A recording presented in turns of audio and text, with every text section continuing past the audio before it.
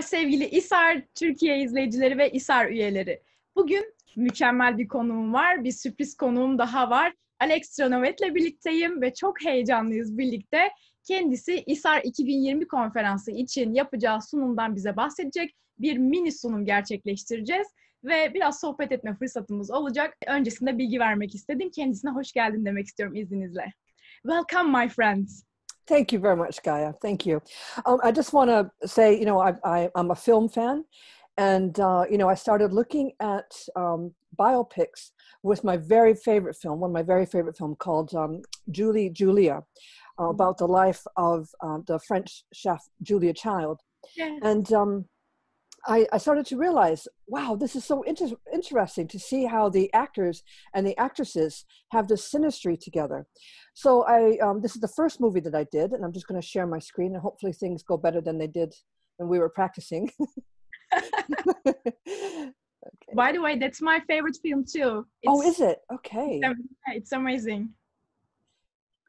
So, just to get it from the start. There we go. We don't need to see me. Okay, so this is the title of my presentation: "Famous Mirror, Mirror, Famous People and the Actors Who Portrayed Them." And Julia Child was a pretty amazing person. Even before she was famous, she was working on World War II. She was kind of like a secret spy, and she was handling all these papers. What I find really interesting about her too is that she grew up in a household that had cooks. People that, maids and things like that, that looked after the food. So she never really had, the upbringing, because a lot of cooks are sort of immersed in foods, or one of their parents is a cook, but it just wasn't the case with Julia Child. She was really, really tall. She was a 6-footer. And, this is quite unusual, back in the early 20th century to have a woman this tall. And she was always very self-conscious of her height. So, she's got Saturn conjunct the ascendant. And, she has the Saturn-Jupiter opposition running along her ascendant-descendant. So she got into cooking because she married somebody who loved good food. Paul Child, they met when they were on duty during World War II. They got married, and they were on their honeymoon. And they were, I believe they were on a boat, or they had come on shore, and they were at a restaurant, and she ordered sole with butter. And she calls it the moment of sensual delight, when the lid was lifted from the dish, and she got to smell the butter and the fish. And from that point on, she was totally in love with cooking. And for her birthday, her husband gave her this huge cookbook full of French recipes so she could try to duplicate them. Well, being an English speaker, she found that a real challenge. And also, of course, the French used a metric system. And so she had to convert all these recipes, not only from French, but to the system that the Americans use, the imperial system.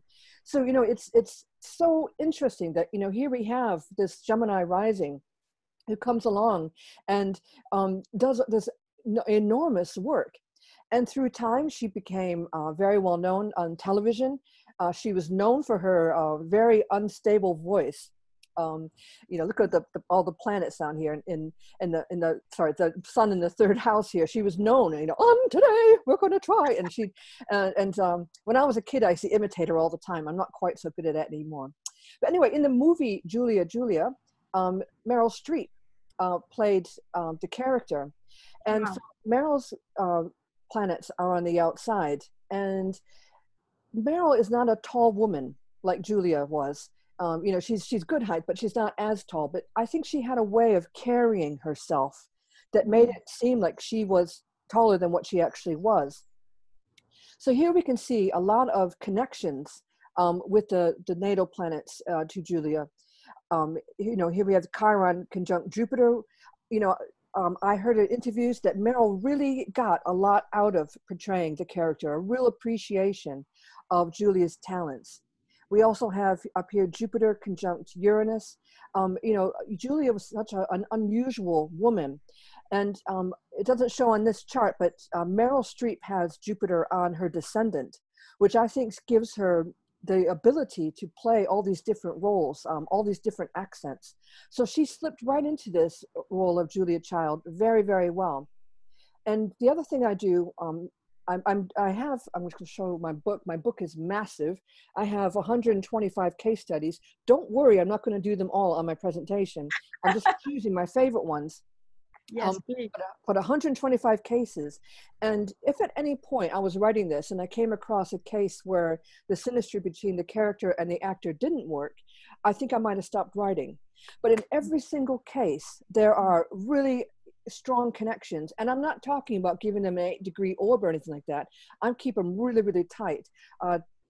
Within 1 or 2 degrees. So I found strong connections, usually with the node and Jupiter. And I'm not finished analyzing my data because I'm a bit of a data geek. But you know, that's the trend I'm starting to see. It's not Neptune, it's not necessarily the sun. It seems to be Jupiter and the nodes that seem to be the strongest tie between the two. Oh, and you know, here we see they almost have the same nodal axis here. You know, very strong connections. And I also look at the date when the film was released, because I think that tells its own story as well. So we have Pluto here is opposite to Julia's child. Transiting Pluto is opposite to Julia's Pluto, Pluto, which I think is really important. Here we have, you know, this very powerful woman who became, you know, one of the most famous people in the 1960s and 70s for her cooking. So, lots of different things that are happening in this. So when I'm doing this presentation properly, I'll be looking at things a little bit more in detail, but it's just to give you a little taste of what's going on in the film and what I'm working on.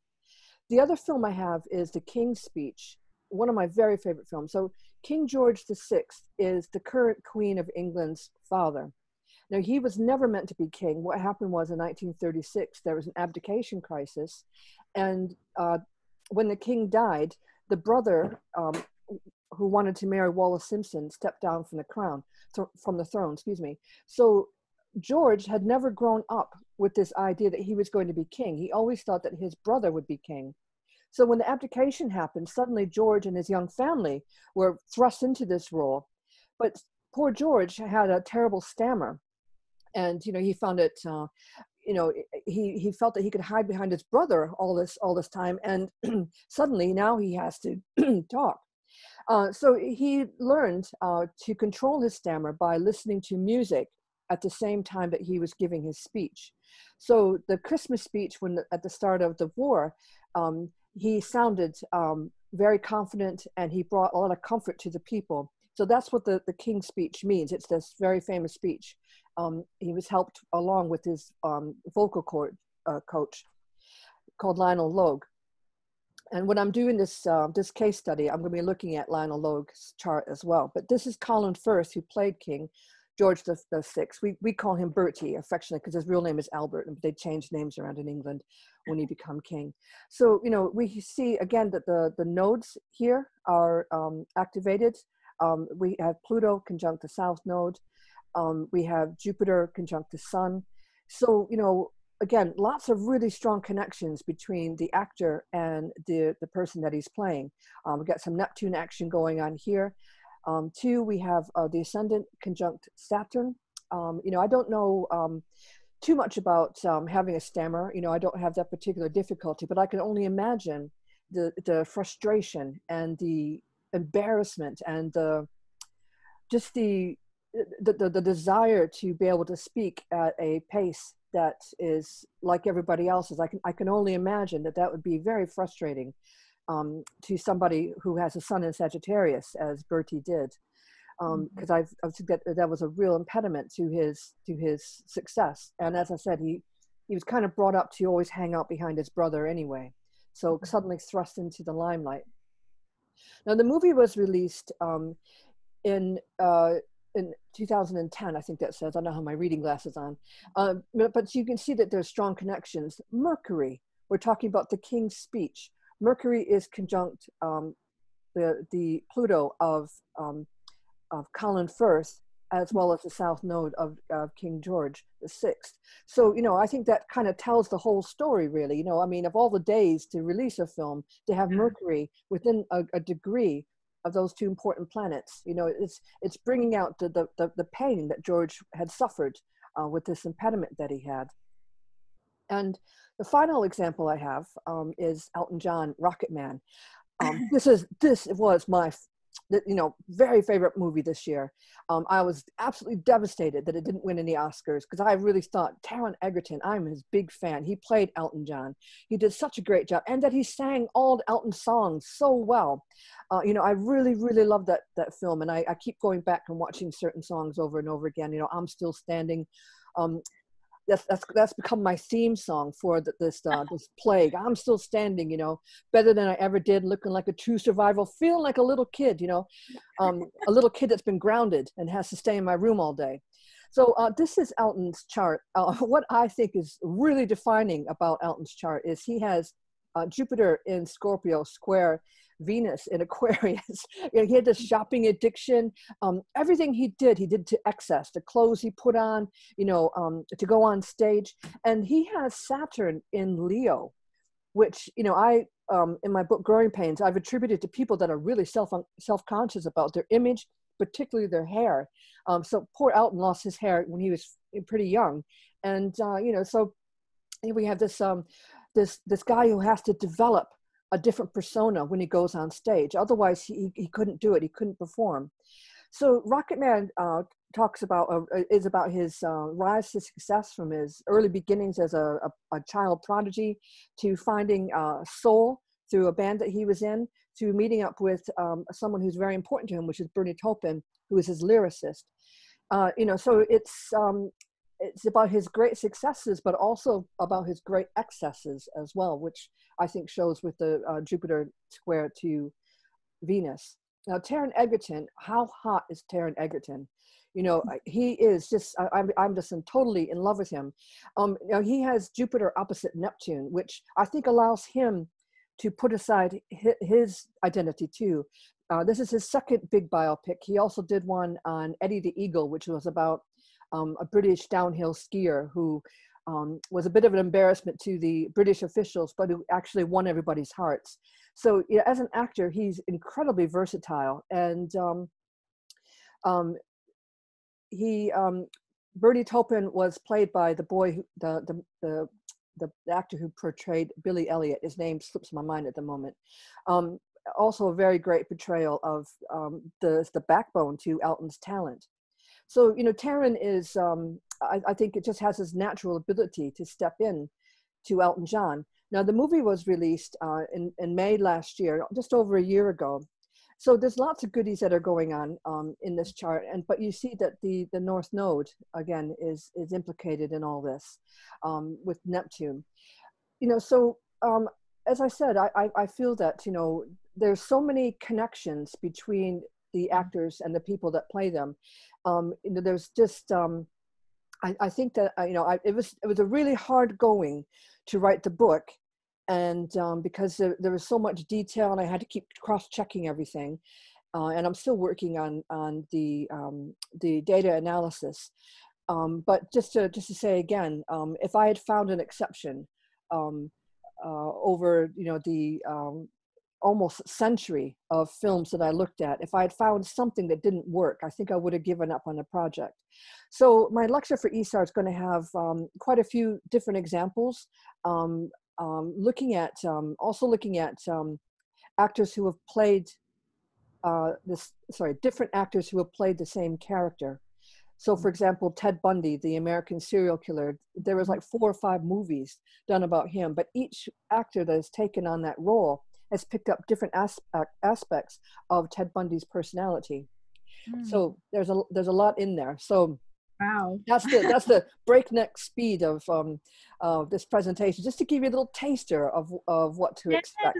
Oh, wonderful! I love it so much, really. By the way, that first movie, Julie, that's one of my favorite films. Okay.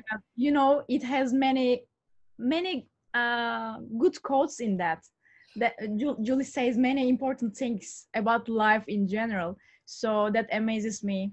Yes, just have a look at Julia Child's chart, because one of the reasons why I love her so much is because we actually share the same ascendant descendant degree. So I was surprised when I looked at my favorite films. They were picking up something that I liked as well. Julia's Pluto is on my Venus, You know, so there's lots of things. Her sun is on my moon. So, you know, is there anything that you can see about Julia that picks up your chart?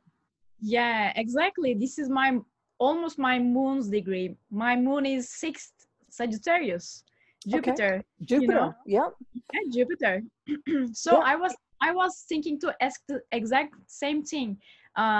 So you answered already. Well, I mean, the movies that I chose for my favorite, I was really surprised when you're writing things, you're looking at things, you're not thinking about your own chart, or at least I'm not. It was only when I really with Julia's chart, I thought, oh, maybe there is something in this, that there is these strong astrological connections that makes me feel close to this person. So I think that, that is definitely something that is there. Are you also observing the books and the authors? When we are reading some book from centuries ago, there is also some connection there. I think you're right. I mean, I can't think of too many authors that I've looked at with any degree of scrutiny, but I'm thinking about Truman Capote, who's one of my favorite writers. We have a connection. And then there's another one, Margaret Mitchell, who wrote Gone with the Wind. I'm not a particular fan of the book. I'm a fan that she used astrology to write Gone with the Wind, which you can read the article on my website. I think there is something in that. Mary Shelley, just think about another book I've done. Mary Shelley has a connection to me. And that's a really good one. Maybe I might take that one up too, looking at authors and things. Yeah, because I believe it's not only the movies. That's why I asked that. Also, these are mostly people who are not living at this moment, So this is a connection after life, as I observe. Do you agree about that? Oh, absolutely. I mean, just because a person has passed on doesn't mean the chart stops being activated. For example, I mean, it was doing Gone with the Wind in 2005 that, because I was only sort of starting out in astrology on a professional level back then. So back in 2005 was when I realized that, even though Margaret Mitchell had died, the transits of her life are still being activated through the events that are still occurring. So, just because a person has passed doesn't mean the chart suddenly stops working. Exactly. And synastry can work too after that. That's interesting. That was wonderful. Thank you so much for contributing our channel with this valuable, mini presentation. That's our new format. So thank you so much, Alex. Thank you. It's a pleasure. It's a pleasure to be with you. And Me hope too. to see you soon. Yes, hopefully. Take care. Take care. Bye. Bye.